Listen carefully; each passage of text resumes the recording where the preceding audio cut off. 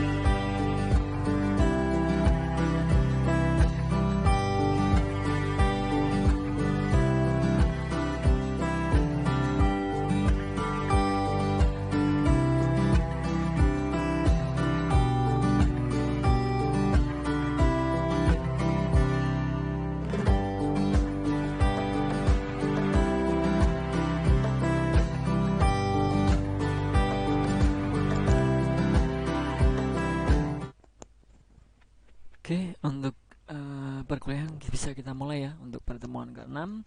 Yang akan kita bahas adalah promosi dan bauran promosi mengenai manajemen pemasaran tentunya ya. Untuk sebentar.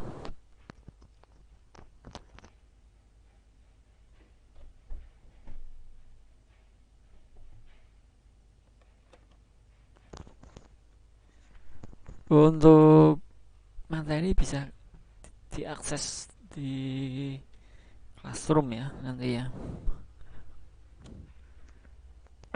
Oke, kita mulai saja untuk mempersingkat waktu. Capaian belajar seperti biasa ya. Jadi nanti yang kalian yang diharapkan adalah mengerti dari memahami pengertian dan manajemen promosinya ya, komponen promosi dan faktor yang mempengaruhinya itu apa saja.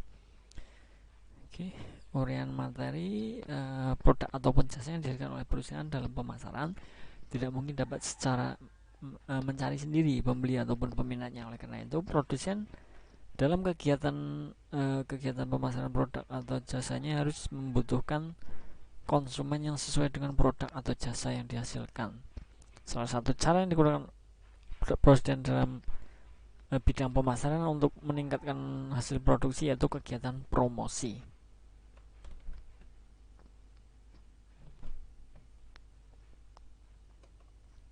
Jadi itu adalah salah satu cara ya untuk meningkatkan penjualan. Misalkan untuk produk yang akan kita jual itu dengan cara promosi, itu salah satu cara strategi. Nah, teknologi saat ini berkembang semakin canggih yang mengharuskan perusahaan untuk menjadi lebih kompetitif. Alat yang digunakan untuk mendapatkan pangsa pasar penjualan adalah campuran pemasaran produk. Pencampuran adalah bagian dari bauran pemasaran yang paling penting dalam memperoleh pangsa pasar ya. Jadi promosi itu bermacam-macam ya caranya ya. Nah, kalau di zaman sekarang kan banyak ya beriklan-iklan, berpromosi dalam dunia internet ya, karena zaman semakin maju, teknologi semakin berkembang, itu kan lebih ke teknologi ya, jadi ke internet. Misalkan dengan cara membuat web, memasarkan di web, baik itu web biasa ataupun web blog misalkan, kalau untuk sekedar promosi ya, ataupun cara beriklan-iklan juga bisa ya. Menurut Klotter, konsumen melewati 5 tahap. Jadi ada pengenalan masalah, pencarian informasi, evaluasi alternatif, keputusan pembelian, dan perilaku pasca pembelian. Jadi 5 tahap pada proses keputusan pembelian seperti yang terlihat pada gambar di bawah ini adalah ini ya contohnya ya, pengenalan masalahnya, kemudian pencarian informasi, evaluasi alternatif, keputusan pembelian, kemudian ke perilaku pasca. 5 tahap proses keputusan pembelian. Pengenalan masalahnya ini bisa dilihat ya, di sini ada proses pembelian dimulai ketika pembeli menyadari suatu masalah atau kebutuhan yang dipicu oleh rangsangan internal dan eksternal. Dengan rangsangan internal, salah satu dari kebutuhan normal seorang, rasa lapar, haus, naik ke tingkat maksimum dan menjadi golongan atau kebutuhan biasa timbul akibat rangsangan eksternal. Nah, ini yang dimaksud pengenalan masalah seperti itu ya. Kemudian pencari informasi. Ternyata konsumen sering mencari informasi terbatas.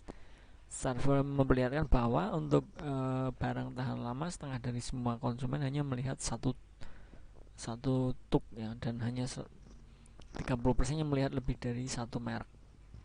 Peralatan sumber informasi utama di mana konsumen dibagi menjadi 4 kelompok: pribadi atau keluarga, teman, tetangga, rekan. Kemudian ada komersial, iklan, situs web, wiraniaga, penyalur kemasan, tampilan. Nah, ini ada untuk pencari informasi banyak ya, berbagai macam mereka menggunakannya. Kemudian eksperimental, penanganan, pemeriksaan penggunaan produk. Itu adalah pencari informasi. Evaluasi yang ketiga ada evaluasi alternatif. Beberapa konsep dasar yang akan membantu kita memahami proses evaluasi adalah konsumen berusaha memuaskan sebuah konsumen mencari manfaat tertentu dari solusi produk, kemudian konsumen melihat masing-masing produk sebagai sekelompok atribut, dengan berbagai kemampuan untuk mengantarkan manfaat yang diperlukan untuk memuaskan kebutuhan ini. Untuk keputusan pembeli dalam tahap evaluasi, konsumen membentuk preferensi antara merek dalam kumpulan pemilihan. Konsumen mungkin juga membentuk maksud untuk membeli merek yang paling disukai. Dalam melaksanakan maksud pembelian, konsumen dapat membentuk 5 sub keputusan: merek, penyalur, kuantitas, waktu, dan metode pembayaran. Perilaku pasca pembelian. Setelah pembelian, konsumen mungkin mengalami konflik dikarenakan melihat fitur mengkhawatirkan tertentu atau mendengar hal yang menyenangkan tentang merek lain dan waspada terhadap informasi yang mendukung. Nah, ini terkadang seperti itu ya. Kenapa kamu membeli produk ini sedangkan produk itu lebih bagus? Dan juga ada yang bilang misalkan produk ini bisa membahayakan, saya pernah memakai. Padahal tidak semua orang, misalkan katakan ya ini produk makanan, kemudian mereka ada salah satu pembeli yang bilang produk itu bisa membuat orang gatal, padahal dia sendiri mempunyai riwayat untuk alergi misalnya. Karena tidak semua orang alergi yang sama, jadi itu terkadang hanya hal-hal yang seperti itu yang bisa menjadi sebuah permasalahan. Kita ke promosi. Jadi pengertian promosi merupakan salah satu alat pemasaran campuran marketing mix ya. Promosi yaitu elemen penting untuk menjual produk yang dibuat untuk mencapai volume penjualan yang diinginkan. Oleh sebabnya, perusahaan tak cuma perlu menciptakan produk yang lebih bagus dengan pempertimbangan harga yang menarik dan mendistribusikannya, melainkan perusahaan semestinya juga berkomunikasi dengan konsumen. Untuk memperjelas mengenai pengertian promosi, para pakar pemasaran menjelaskan berbagai macam ya. Di sini ada, bisa kita baca, bisa kita lihat. Jadi ada promosi merupakan bisnis yang dilakukan oleh perusahaan yang berkomunikasi dengan pelanggan potensial. Nah, komunikasi merupakan cara kerja di mana konsumen berbagi ide atau kabar berita. Mohon maaf sedikit berisik ya, karena di sebelah ada pengecoran. Kemudian promosi dirancang untuk bertukar informasi atau membimbing seseorang atau organisasi ke dalam hubungan pemasaran. Sedangkan Shima Momora itu menjelaskan definisi promosi adalah segala bentuk komunikasi yang digunakan untuk inform atau menginformasikan, persuade, membujuk, atau mengingatkan orang-orang tentang produk yang dihasilkan organisasi, individu, ataupun rumah tangga. Seperti itu ya, setidaknya promosi itu ternyata seperti itu. Nah, tujuan dari promosi itu apa?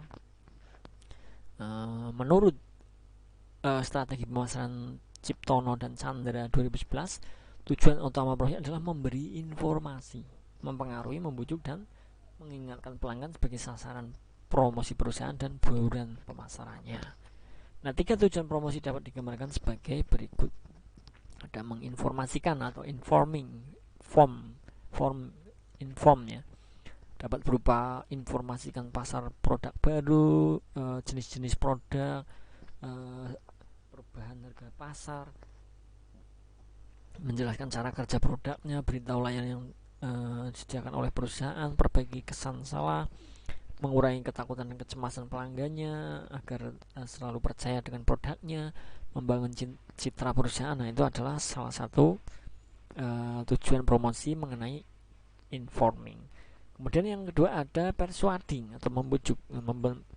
Ini dapat berupa membentuk pilihan untuk merek tertentu, persepsi pelanggan terhadap atribut, pembeli untuk belanja untuk saat itu juga, pembeli untuk menerima kunjungan, piranega atau salesman. Ini adalah persuading atau membujuk. Jadi mungkin dengan cara kita mengunjungi atau menyales, dia akan lebih percaya juga ya. Seperti itu intinya.